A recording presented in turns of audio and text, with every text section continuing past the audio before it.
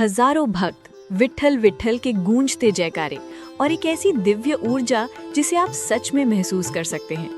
आज है 30 मार्च 2026, चैत्री यात्रा का समय और मैं हूँ पंढरपुर में, वो पवित्र भूमि जहाँ भगवान श्री कृष्ण खुद अपने भक्त के लिए आए थे। लेकिन क्या आपने कभी सोचा है आखिर कृष्ण ने अपना राजमहल छोड़कर यहाँ आने का निर्णय क्यों लिया?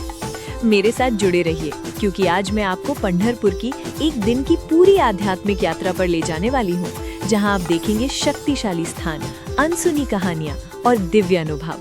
चलिए शुरू करते हैं। छत्रपति शिवाजी सर्कल को पार करते ही लगभग 500 मीटर आगे मैंने अपनी यात्रा की शुरुआत इस सुंदर कृष्ण मंदिर से की। यहाँ तापमान करीब 36 डिग्री है और भीड़ बहुत ज्यादा है।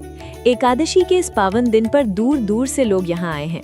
काफी कोशिश के बाद मुझे श्री कृष्ण के दर्शन करने का सौभाग्य मिला।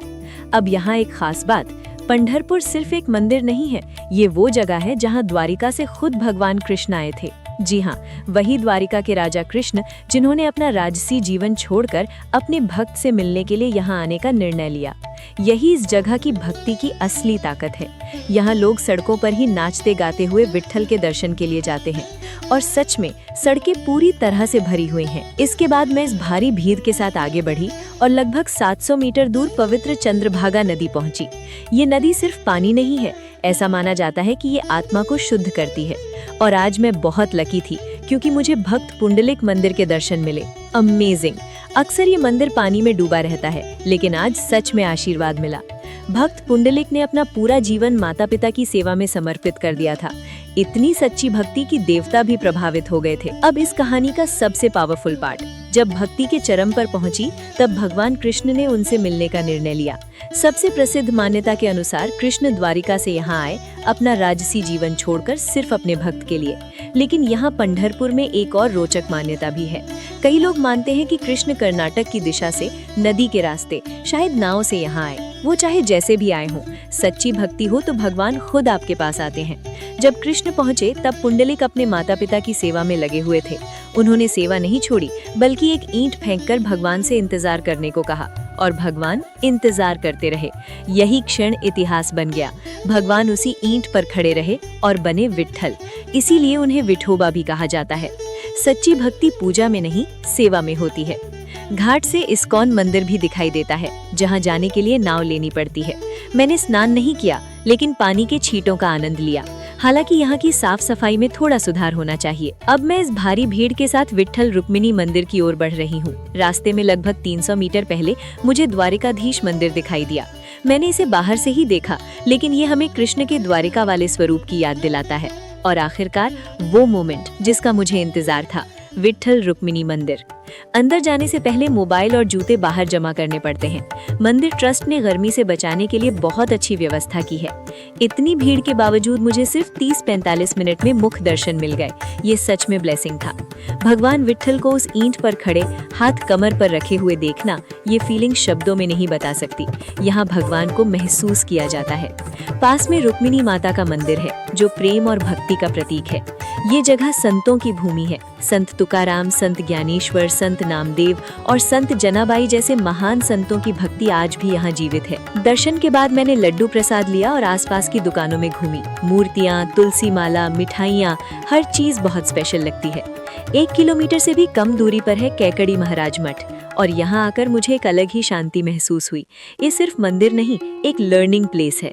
यहाँ संतों का सरल जीवन, भजन कीर्तन के स्थान और आध्यात्मिक वातावरण देखने को मिलता है। अगर आप यहाँ थोड़ी देर बैठते हैं तो समझ आता है कि पंढरपुर सिर्फ दर्शन नहीं बल्कि इनर ट्रांसफॉर्मेशन है। यहाँ आप सीख सकते हैं कि सादगी में ही असली शांति है।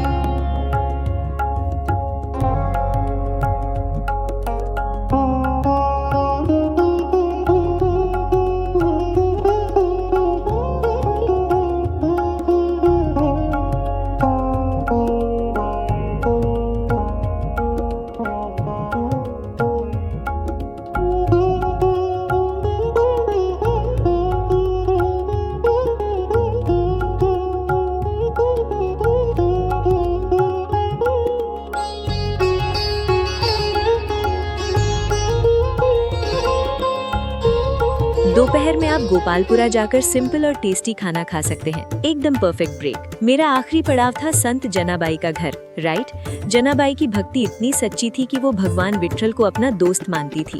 वो घर के काम करते हुए भजन गाती थी और मान्यता है कि भगवान खुद उनकी मदद करने आते थे। उनके घर में आज भी उनके इस्तेमाल किए गए बर्तन, चक्की और साधारण जीवन की झलक देखने को मिलती है। और यहाँ का माहौल बिल्कुल अलग है। लोग खुशी से विट्ठल विट्ठल गाते हैं, महिलाएं फुगड़ी नृत्य करती हैं। ये सिर्फ भक्ति नहीं, एक सेलिब्रेशन है। ये जगह सिखाती है कि भक्ति के लिए धन नहीं, एक सच्चा दिल चाहिए। और यहाँ का लोकल एक्सपीरियंस मत भूलिए, ताज़ा दही, लस्सी, छाछ और गायों को खिलाना। पंढरपुर सिर्फ एक यात्रा नहीं, ये एक अनुभव है, एक एहसास है। जहाँ कृष्ण अपने भक्त के लिए आए, जहाँ पुंडलिक ने सेवा का महत्व सिखाया, जहाँ जनाबाई ने दिखाया कि भगवान हर रोज की जिंदगी में होते हैं। अगर कभी मन बेचैन हो तो यहाँ एक बार जरूर आइए। और अगर आपको ये यात्रा पसंद आई तो लाइक, शेयर और सब्सक्राइब करना मत भूलिए।